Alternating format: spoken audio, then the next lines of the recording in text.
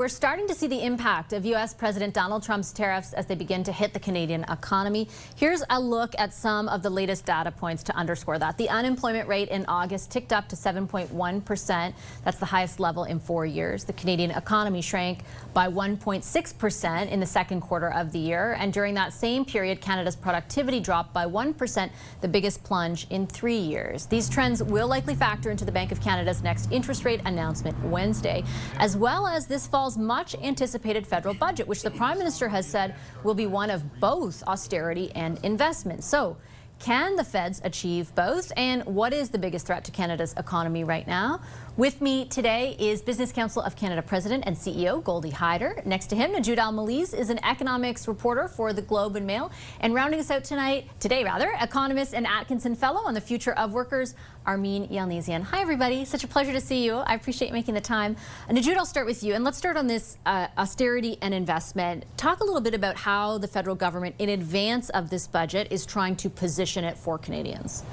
They want it both ways. So you heard the Prime Minister make an argument that you can somehow deliver a budget that that is an austerity budget, but at the same time an investment budget. Now that's obviously like the political narrative the government wants to have on this. The reality is the government is not going to be smaller after this upcoming budget. The overall spending in the government is not going to go down, but they are looking at making these cuts on what Mr. Carney has called day-to-day spending, but at the same time they're going to have to increase spending elsewhere significantly. Well, let me pick up on that point, Goldie, and get your view, because I think austerity, that word, carries with it a lot of meaning for different people. For some, negative. Others who are looking for more fiscal restraint, positive.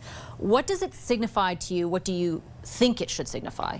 Well, let's acknowledge he said it in French, didn't say it in English. Maybe Correct, yeah. Maybe there was a language issue there. I don't know. But look, these are serious times. And I think the Prime Minister is trying to condition Canadians that we're going to have to make some tough choices as a government. They're going to have to think about program review. And what we've said there is, look, whatever this deficit is going to reach to, and people are talking about it getting 75, 80, $100 billion, our view is that better be the peak. That better be the ceiling. And that you need to have some path after that to show how are you going to bring it down. Maybe path to balance is too much to ask for today, but a path to half at least. Show Canadians how you're going to bring that down. So where are you cutting? Yes, but I would also suggest that this is not the time to just take the easy route and say, okay, everybody give me 7.5%.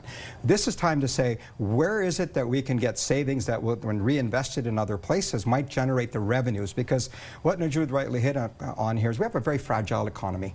And it's not just the things that you mentioned off the top, but we have to realize that if the American situation deteriorates, if inflation does in fact take off there, as we're all saying it will because of the tariffs, if they fall into a recession, it's going to hurt us a lot more. So the things that the Prime Minister has to do now is hedge for that day to say, I need to create the conditions for investment to come into Canada. The stats that you rattle off at the top, one that concerns me is the one about declining investment from the private sector. And that's something that I think the Prime Minister has to address directly. I believe the investment was down 10% in the second quarter of the year, correlating with that GDP contraction as well. Big number. Yeah, no, certainly. Armin, when you hear the word austerity associated with a federal budget, what goes through your mind? That the public sector will be cutting jobs at the same time that the private sector is cutting jobs, and we are not recession ready because EI has not been fixed to deal with the situation that is, we seem to be looking straight down the barrel of a gun at. It seems unlikely we will duck a recession.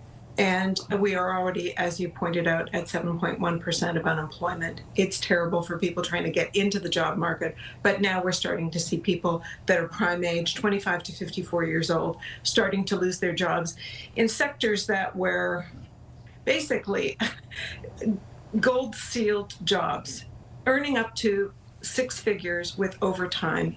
And now we're going to be losing the industrial capacity in those sectors. These are not Canadian-owned businesses. It makes more sense for them. If tariff threats continue to be ratcheted up and down and sideways, it makes more sense to be operating where their biggest market is, which is in the United States. And so we are looking at the potential for a lot of job loss. We've already got 1.5 million people that are out of work. And the rate of coverage by EI is 32.8%. It's the lowest it has been since 1941 when the program was first put into place. We are simply not recession ready, which simply means that if people lose their jobs, they are also poised to lose their homes. So that means for the six-figure worker that they are going to be maybe losing their mortgage and their housing and moving into the rental market. And for those people in retail and hospitality, that's bars, restaurants, and hotels, they are earning close to the minimum wage. They can't survive on 55% of that. They will be losing their rental apartments, and there is no place cheaper to move to. If we don't fix EI, we are looking at a cascade of economic dislocation that will not be solved by business investment. Najoud, talk a little bit, if you could, about, just jumping off what Armin is saying, sort of I guess, the viewpoint or the way in which the government is wrestling with what to do in this budget beyond how to characterize it. Because my understanding is that, you know, the cuts, so-called cuts, that's 7.5% up to 15%, all that's come into Treasury Board. Now they're reviewing it. And, you know, it could amount to as much as $20 billion worth of cuts. Like, what is the political will, in your view? Like, you know, they're contending against the impacts that Armin was just talking about and the impacts that Goldie's talking about. Yeah, I mean, I think it's important to remember that the cuts are happening over 3 years. So you're not going to wake up one day and see that there were, you know, this many thousand of but it's government. Still a lot more than even Harper had promised to do. Sure, but my point is how they phase this out and when the cuts start to pick up and whether our economy has recovered will obviously all matter.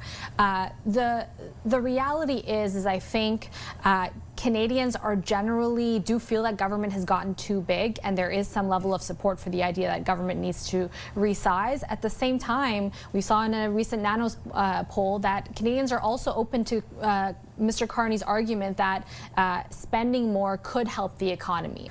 What do you think is the biggest headwind they face over the next 4 months, Goldie? Well, look, the only thing saving us today is the USMCA. All the exemptions that are in place, there's the reason that we're able to kind of navigate the road ahead. Next week, it's expected that the USTR, the United States Trade Representative, will launch their official review process and consultation process. That's an indication that this is a president that still wants to salvage his own deal. And we need to work towards making sure that happens, because that is job one right now, preserving access to the United States, not just for our own economy, but primarily because of investment into our country comes because we provide access to the U.S., because we give them a chance to sell to, you know, the G1 economy. So that's clearly job one. Secondly, they have to figure out how is it that, I mean, this level of public sector spending is unsustainable. Not only is it about the cuts, but even the programs that are being announced, the measures that are being taken through Bill C-5, the major projects office, you know, the infrastructure bank's going to play in that, EDC will play in that, all these others. What we want to see is a macroeconomic climate, a policy framework that says private sector investment is what we need most of. It's the engine of our economy. Armin, can I get you to respond to that? The last word goes to you. And just also on the labor market, we spoke to Stephen Polaz earlier this week, who indicated, like, often when the labor market starts to show in the way that it is, that unemployment is rising, it's like, it's just the beginning of, like, the trend has already started kind of thing. Like, you're not going to all of a sudden pull back and see a massive change the other way.